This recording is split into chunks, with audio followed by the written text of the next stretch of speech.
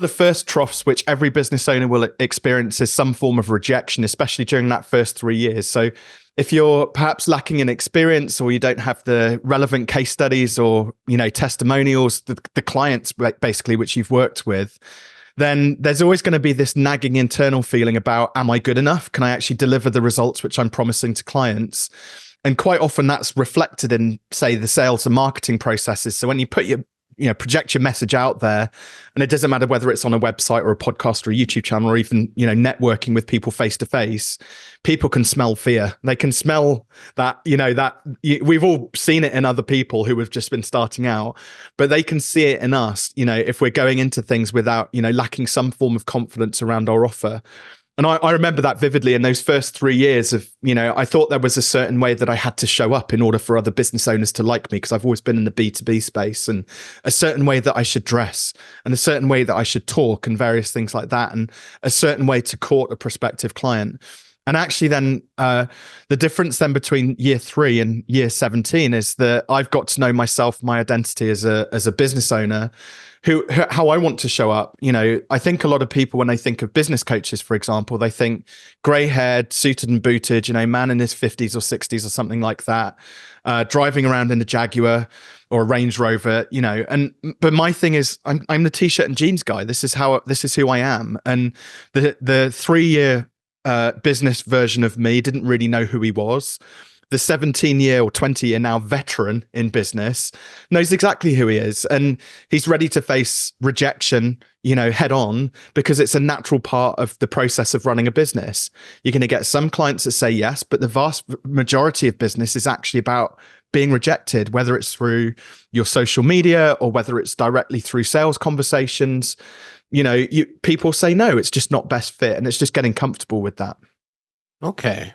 And just to be clear, are you saying that like having tactics and tools and strategies for the business, or maybe it's just tactics, is kind of the wrong way to go, or are tactics still beneficial and you should be fearless?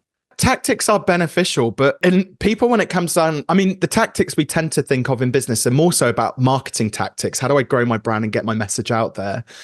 And again, business is very different to what it was 20 years ago. So in 2004, when I first started my business, you could get a website set up, a basic website, get some business cards printed and show up to some networking meetings, and it was easy to get clients, right? Social media didn't exist. A lot of the podcast platforms didn't exist. YouTube kind of existed, but internet speeds were woeful, so nobody really watched videos, right, or streamed videos. So the way that we consumed business information and connected with the world was vastly different. And another interesting statistic, which I don't know the exact figures in the US, but in the UK, they're loosely similar. So 20 years ago, there was just shy of 500,000 registered small businesses in the UK, and today there's 6 million. So the internet's this great thing that's enabled lots of businesses to get started up. But the challenge is that there are 10 times the number of coaches out there. There's 10 times the number of web designers out there, 10 times the number of marketers out there that you're competing against. And that's just in your own country. You add into the mix all of the social media and this global marketplace at your fingertips, and all of a sudden, every industry that you're in is highly competitive against all these many other people in the world who are sort of competing against you. And unfortunately, what that means is a lot of business owners, they get really caught up in, they see you or I doing podcast interviews and enormous success, and they think that naturally that should work for them. But what I've discovered is that of the 1,000,001 different things that you can do from a tactical perspective, marketing wise, there may only be 2 or 3 things which work well for each individual. So for me, for example, podcast interviews, my books, and then speaking from the stage, that's my marketing mix, my 3 things, and it works incredibly well. But those 3 things, you might do well with those, but it might not work in the same way that it does for me. So for you, it might be, podcasts might still be on there, but actually connecting with people on LinkedIn and still going out doing in-person networking might work better for you. So I say to people, tactics are great, but you need to experiment and fail fast. Fail forward, fail fast, and figure out what is the 1, 2, or 3 things that consistently work for your business, and then double down on those.